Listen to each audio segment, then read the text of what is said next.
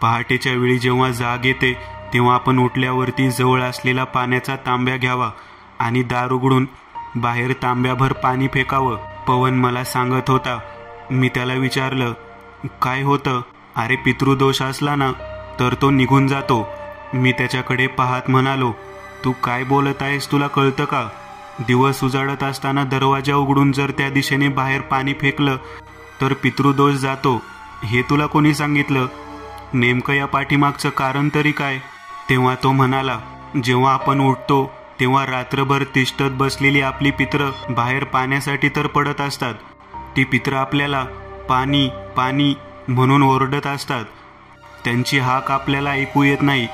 जेव्हा आपण पहिल्यांदा दार उघडतो तेव्हा त्यांची इच्छा असते की आपण त्यांची तहान भागवावी. म्हणूनच तर तांब्याभर पाणी जेव्हा आपण बाहेर फेकतो तेव्हा त्यांची तहान भागते आणि ते सर्वजण तृप्त होतात. पितृदोष निघून जातो. त्याच्या या बावळटपणाच्या बोलण्यावरती माझा विश्वास नव्हता. मी त्याच्याकडे पाहत म्हणालो, काहीही काय सांगतोस रे? कोणत्याही गोष्टीला काही ना काहीतरी तथ्य असतं. तू उगाचच असलं काहीतरी डोक्यात घालून देतोस आणि नाही ते उपाय करायला लावतोस. मला असल्या कोणत्याही गोष्टीवरती अजिबात विश्वास नाही. तू म्हणत आहेस म्हणून मी एक वेळेस दुसरं काहीतरी पूजा अर्चा करायचं काम करेन, परंतु हे असलं बाहेर पाणी फेकायचं काम मला नाही जमणार. तेव्हा पवन माझ्याकडे पाहत म्हणाला, तुला जर याची परीक्षा घ्यायची असेल तर तू जरूर घेऊ शकतोस. मी म्हणालो, म्हणजे काय? याच्यामध्ये काही तथ्य आहे? तेव्हा तो म्हणाला, होय, तू ते करून पाहू शकतोस. तुला माहिती आहे का, वर्षामध्ये 12 अमावस्या असतात. होय, मी म्हणालो, हो, एका वर्षात 12 अमावस्या येतात. मग प्रत्येक अमावस्येचा दिवस हा पितरांचा असतो. प्रत्येक अमावस्येला आपण काही ना काहीतरी एक घास जो आपल्या पितरांच्या नावाने बाहेर ठेवायचा असतो. त्यावरती माझं उत्तर होतं, होय, हे सुद्धा मला माहीत आहे. तेव्हा तो माझ्याकडे पाहत म्हणाला, याच्या व्यतिरिक्त वर्षामध्ये असे 15 दिवस असतात ज्या दिवसांमध्ये वर्षभराच्या अमावस्याचे पुण्य एकत्रित आपल्याला प्राप्त करून घेता येतं. आणि तो दिवस असतो म्हणजे पितृपक्ष पंधरवडा, म्हणजेच महाळाचा महिना. त्यावेळेला मी त्याच्याकडे आश्चर्यकारक नजरेने पाहत म्हणालो, होय, बरोबर आहे. आनंद चतुर्दशीनंतर अगदी सर्व पितरी अमावस्येपर्यंत हे 15 दिवस पितृपक्ष पंधरवाडा म्हणून प्रसिद्ध आहे. तेव्हा तो म्हणाला, मग या पंधरवाड्यामध्ये, या महालाच्या महिन्यामध्ये प्रत्येक व्यक्ती आपल्या मित्रांना जीव घालत असतो. म्हणजे काय तर त्यांची आत्म्याची तृप्ती व्हावी म्हणून, त्यांना पितृदेवतेचे श्राद्ध घालून त्यांना त्या तिथीला तृप्त करून मोक्ष मिळून दे म्हणून, गती मिळून दे म्हणून पूजा अर्चा करत असतो. या गोष्टीवरती सुद्धा मी त्याला होकार दिला. हे सगळं काही मला माहीत आहे आणि पूर्वापार पद्धतीने हे चालत आलेलं आहे. मग तू वेगळं काय सांगत आहेस? तेव्हा पवन माझ्याकडे पाहत म्हणाला, हे बघ प्रकाश, तुला मी जे काही सांगत आहे त्याला काहीतरी तथ्य आहे आणि त्याच्यावरचा उपाय म्हणून मी तुला सांगतो. पहाटेच्या वेळेला जेव्हा तू बाहेर पाणी फेकत असतो त्या फेकलेल्या पाण्यामुळे पितरांची तहान भागते. ते कसे हे जर तुला जाणून घ्यायचे असेल तर एक उपाय कर. अमावस्येच्या दिवशी घास ठेवल्यानंतर मध्यरात्रीच्या वेळी बरोबर उंबऱ्यावरती बाहेरच्या बाजूला चिटकून एक लिंबू ठेव आणि बघ, जर तू ते ठेवलेलं लिंबू पहाटे उठल्यावरती आहे अशा अवस्थेत असेल तर मी बोलतो ते खोटं आहे. आणि जर ते जागेवरून हलवून ते चेपलं गेलं असेल तर ओळखून घ्यायचं की पितरांचा वावर त्या ठिकाणी झालेला आहे.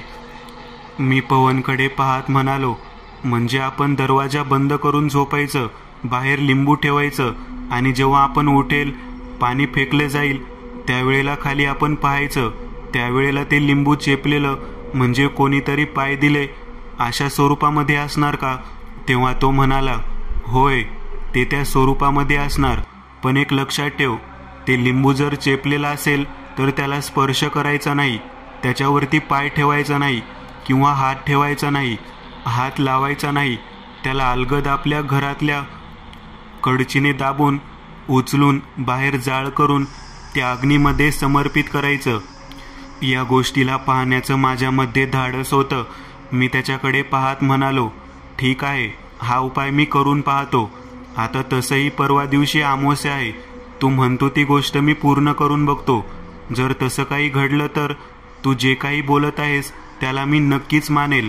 तेव्हा पवन मला म्हणाला, एक लक्षात ठेव, पाय किंवा हात जर त्याला स्पर्शित झाला तर एक चुकीची गोष्ट घडू शकते. तेव्हा मी त्याला म्हणालो, म्हणजे काय घडणार नेमकं? तेव्हा तो सांगू लागला, जर त्याच्यावरती कोणाचा पाय पडला आणि जर कोणाचा हात जर त्याला स्पर्शित झाला तर जे पित्र पाणी मागायला आलेले होते ते सर्व पित्र परत येतात. मी ऐकल्यानंतर पवनला म्हणालो, परत येतात म्हणजे?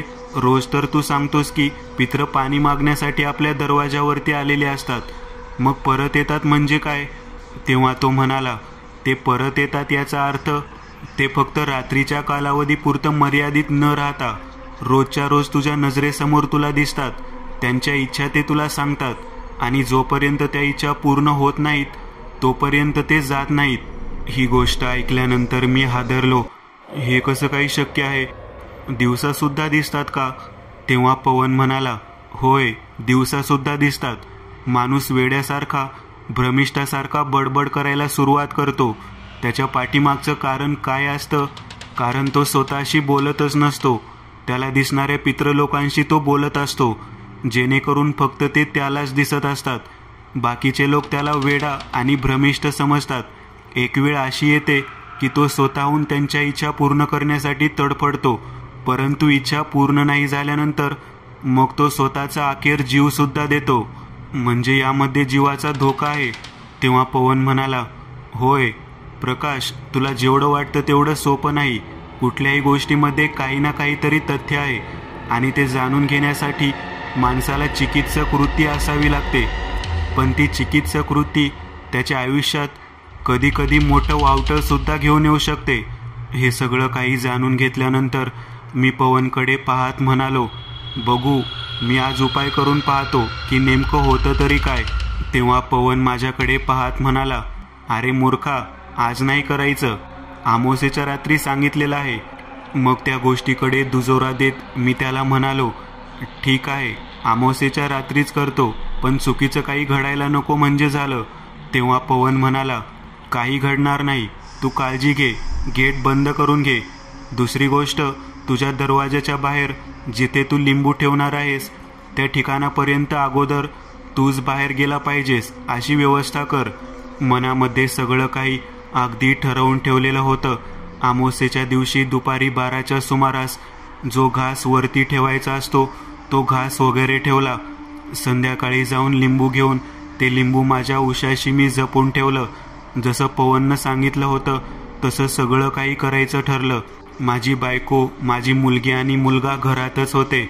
त्यांना सांगितलं की मध्यरात्रीनंतर मी घराच्या बाहेर जाणार आहे आणि पहाटेच्या वेळी मीच दार उघडणार आहे. कोणीही बाहेर जायचं नाही आणि घरातच थांबून राहायचं. माझी बायको उषा माझ्याकडे पाहत म्हणाली, ठीक आहे, नेमकं काय करत आहात? पितृदोषाचा उपाय करत आहे असे मी सांगितलं आणि मध्यरात्री अगदी त्याच वेळेला बरोबर ते लिंबू बाहेर ठेवलं आणि घरात येऊन शांत चित्ताने झोपलो.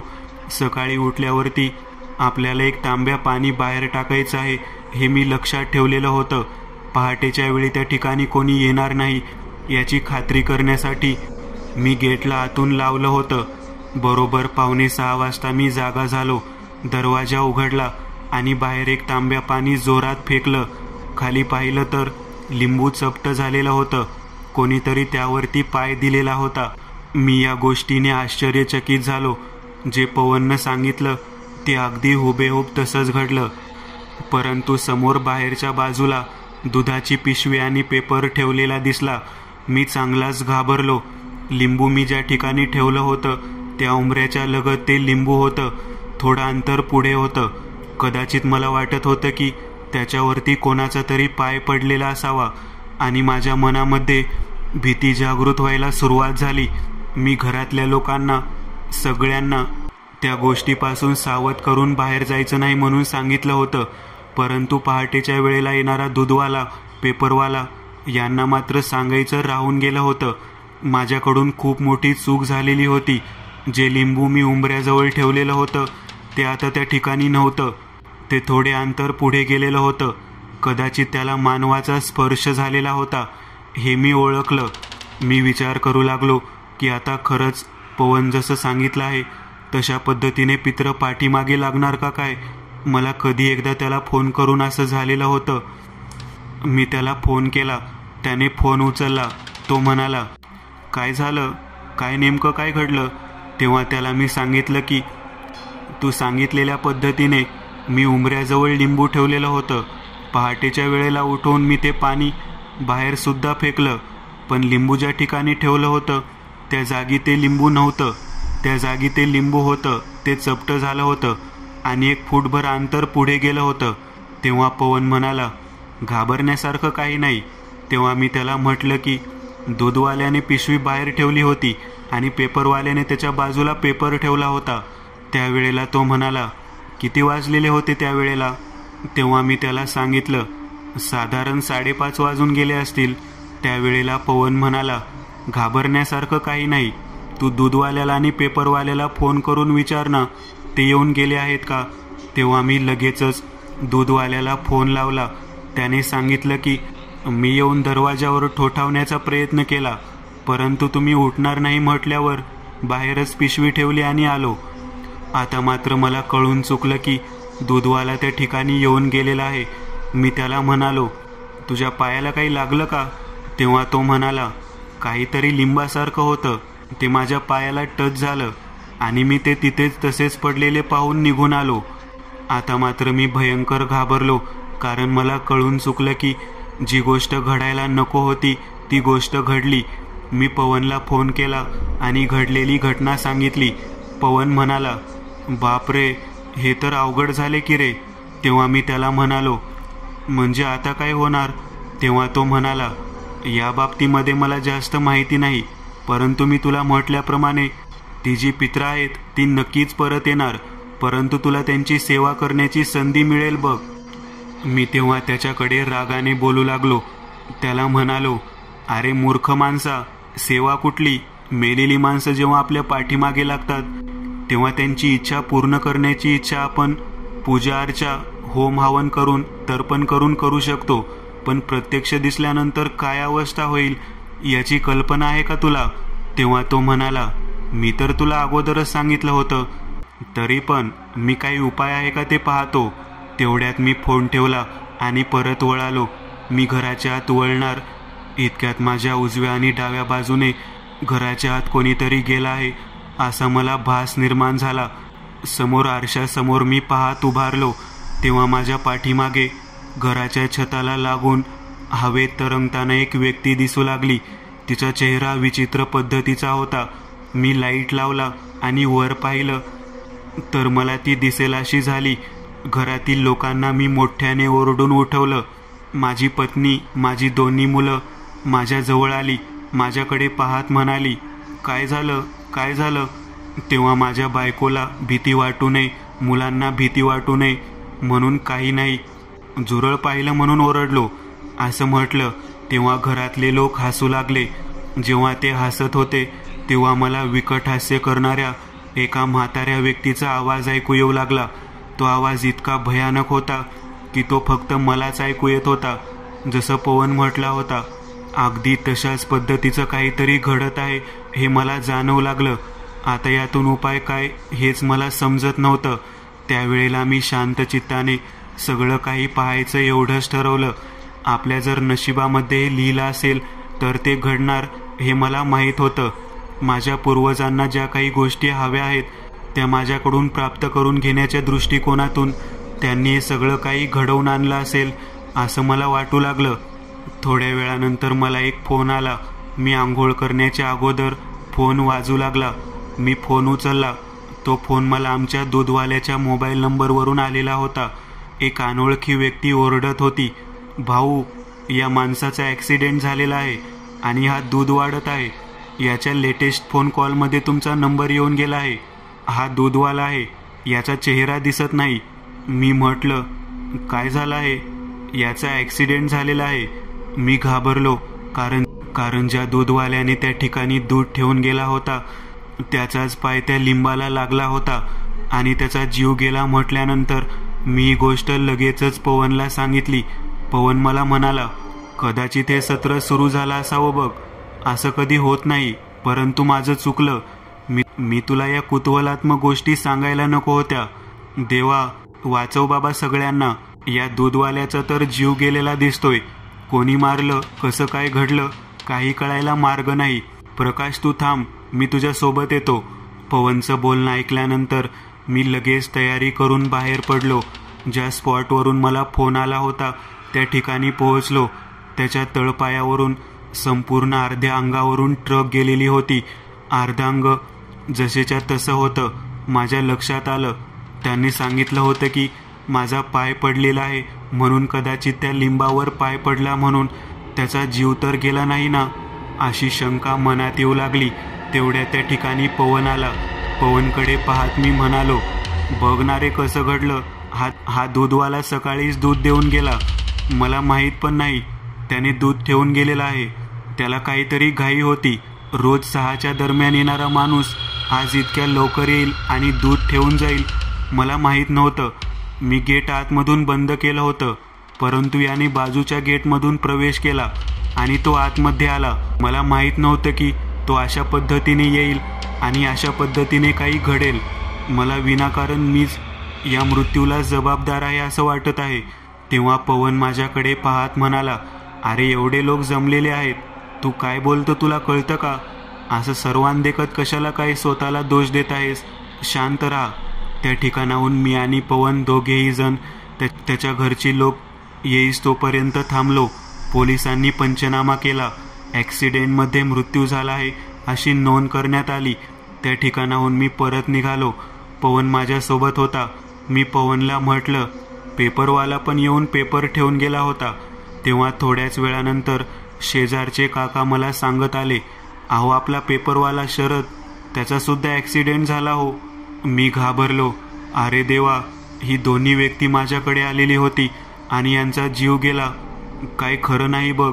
तेव्हा मी पवनकडे पाहत म्हणालो, पवन, मी जेव्हा दार उघडलं तेव्हा घराच्या आत गेल्यानंतर पंख्याच्या वरच्या बाजूला गोल फिरताना लटकताना मला माझे पित्र दिसत होते.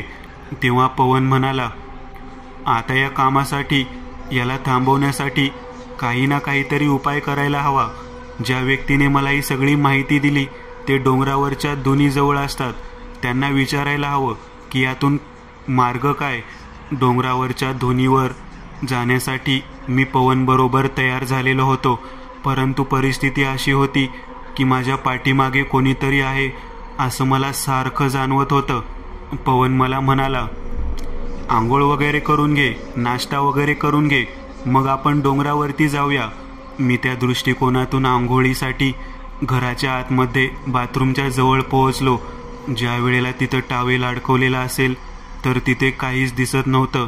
मी आतमध्ये पाहिलं तर पाण्याच्या बादलीच्या बाजूला कपडे पडलेले दिसत होते. मी बाथरूममध्ये गेलो आणि पाहिलं तर आरशाच्या पाठीमागे कोणीतरी उभारलेलं आहे असे मला वाटत होतं. मी आरशामध्ये पाहिल्यावर माझ्या पाठीमागे कोण तर आहे हे मला जाणवू लागलं. माझ्यासमोर गरम पाणी, त्याची वाफ चांगल्याच पद्धतीने निघालेली दिसत होती. आरशावरती वाटेने दवबिंदू साठलेले होते आणि त्यावरती लाल रंगामध्ये लिहिलेलं मला दिसू लागलं, गोडाचं जेवण कर, गोडाचं जेवण कर, भूक लागली आहे. मला याचा अर्थ कळाला नाही. माझ्या लक्षात आलं, पितर आपल्याला काही ना काहीतरी मागतात. याचा अर्थ गोडाचं जेवण म्हणजे पुरणाच्या पोळीचे जेवण आपल्याला ते मागत आहेत. कदाचित नेहमी श्रीखंड आणि चपाती आणून पितृपक्ष पंधरवाड्यामध्ये कसं तरी करून श्राद्ध करायचं असं ठरवून आम्ही वेळ मारून नेत होतो. पूर्ण नैवेद्य म्हणजे पुरणाची पोळी हे मी कितीतरी वेळा बायकोला सांगितलं होतं, परंतु तिने तसं केलंच नाही. कदाचित तीच इच्छा राहिली असावी. अशा इच्छेने मी तेथून घाबरून बाहेर आलो. पुन्हा बाहेरच्या बाजूला मला वरच्या कोपऱ्यामध्ये एक विचित्र दिसणारी बाई दिसू लागली. तिचे केस मोकळे होते. वयोवृद्ध असणारी बाई ओरडत होती, चोळी बांगडी दे ना, मला चोळी बांगडी दे ना. मला तिचा आवाज ऐकल्यानंतर मी घाबरू लागलो. मला थेट स्वयंपाकघरामध्ये जावं असं वाटलं. आंघोळ वगैरे सोडून मी बायकोजवळ धावत गेलो. तेव्हा स्वयंपाकघरामध्ये जिथे डेरा ठेवला होता त्या पाण्याच्या डेऱ्याच्या अगदी वरच्या बाजूला एक वयोवृद्ध व्यक्ती माझ्याकडे पाहत म्हणत होता, शेतामध्ये पाण्याचा माठ ठेव, शेतामध्ये पाण्याचा माठ ठेव. माझी समाधी तिथे आहे. हे सगळं काही जाणवू लागल्यानंतर मी चांगल्याच पद्धतीने विचार करू लागलो. आपले पूर्वज, आपले पित्र आपल्यापाशी येऊन आपली इच्छा व्यक्त करतात. कदाचित हे सगळेच्या सगळे माझ्या पाठीमागे लागले तर नाहीत ना. मी बायकोकडे पाहून म्हणू लागलो, बघ ना बघ, ते काय म्हणतात ते. आपल्याला पुरणाच्या पोळीचे जेवण मागत आहेत, चोळी बांगडी मागत आहेत, शेतामध्ये समाधीजवळ माठ ठेवायला सांगत आहेत. माझी बायको मला म्हणाली, वेड लागला आहे का? इथे कुठे काय दिसत आहे? कुठली पित्र आणि काय? आपण तर सगळं व्यवस्थित करत आलेलो आहोत. तुम्ही असे वेड्यासारखं का बडबड करत आहात? थोड्याच वेळात मी बायकोला म्हणालो, तू पवनला फोन लाव आणि त्याला सांग लगेचच निघायला हवं, कारण त्रास वाढलेला आहे, एवढंच सांग. माझ्या बायकोने पवनला फोन लावला. पवनला सांगितलेला यांचा त्रास खूप वाढलेला आहे. पवन थेट घराच्या दिशेने आला. घराच्या आत प्रवेश केल्यानंतर तो माझ्याकडे पाहू लागला. मी पलंगावर झोपलेलो होतो, वर पाहत होतो.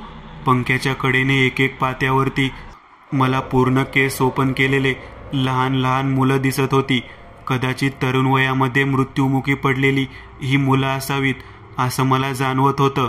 तेव्हा ते मला म्हणत होते, छत्री अंगार का दिला नाहीस? कधी देणार आहेस? छत्री हवी आहे, अंगरखा हवा आहे, ठेव ठेव बरं त्या पिंपळाच्या झाडाखाली. माझ्या लक्षात येईना. मी मोठ्यांदा ओरडलो, सगळ्यांना सगळं काही देतो, माझ्या पाठीमागचा त्रास सगळा घालवा, परत येऊ नका, मी सगळ्यांना सगळं काही देतो. तेव्हा पवन माझ्याकडे पाहत म्हणाला, का काय होत आहे तुला? नेमकं काय होत आहे? तेव्हा प्रकाश म्हणाला, अरे प्रत्येकजण मला दिसत आहे, कधी पंख्याजवळ, कधी डेऱ्याजवळ, कधी बाथरूममध्ये, कधी बाथरूमच्या बाहेर. एक एक व्यक्ती माझ्या पाठीमागे लागलेला आहे. तेव्हा पवन माझ्याकडे पाहत म्हणाला, तुझ्या लक्षात आलं का प्रत्येकाचे काय म्हणणं आहे ते? मी सगळं काही त्याला सांगितलं. तेव्हा तो म्हणाला, सगळ्यांना हात जोडून म्हण, हातात पाणी धरून बोल की मी सगळ्यांना सगळं काही पुरवतो, माझ्या पाठीमागचा त्रास घालवा. तेव्हा मी त्या पद्धतीने करायचा प्रयत्न करावा म्हणून स्वयंपाकघरामध्ये बाजूलाच असलेल्या देवघराजवळ गेलो. कलशामधील पाणी घेतलं आणि डोळे मिटून सर्व पित्रांना म्हणून सांगू लागलो, तुमची जी काही इच्छा राहिली असेल ती सर्व इच्छा मी पूर्ण करेल. माझ्या पाठीमागचा त्रास सगळा काही जाऊ देत. तुमच्या आत्म्याला शांती लाभावी म्हणून जे जे काही हवं आहे ते मी सर्व करीन, तेवढा त्रास जाऊ देत.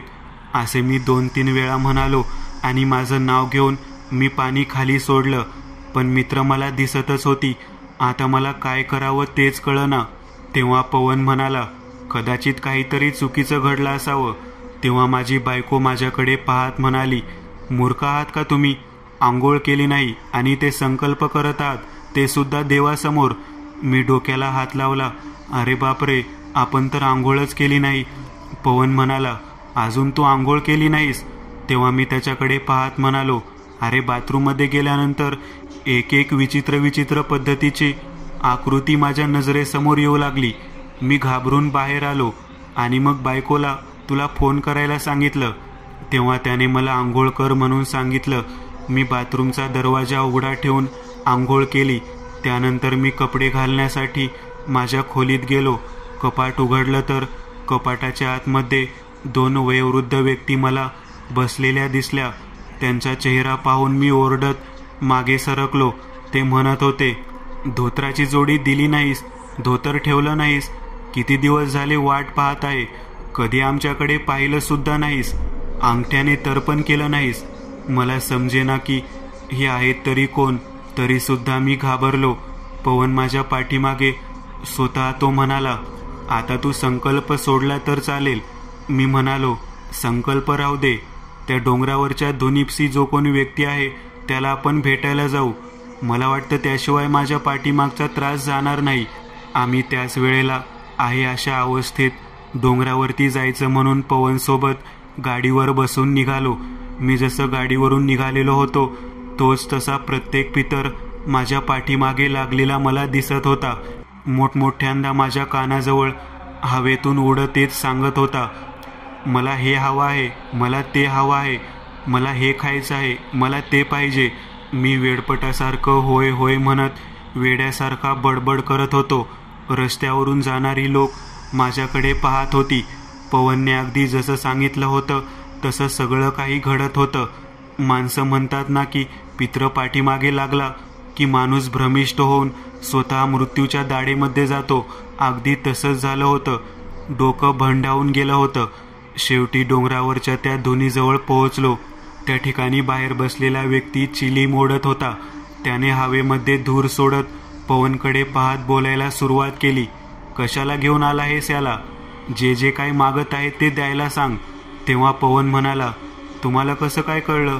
बघ ना, त्याच्या पाठीमागे 8 ते 10 पित्र आहेत. एकेकाची इच्छा जशी राहिली आहे तशी इच्छा पूर्ण करायला सांग. त्याला त्रास होऊ नये म्हणून ही ध्वनीची राख देतो.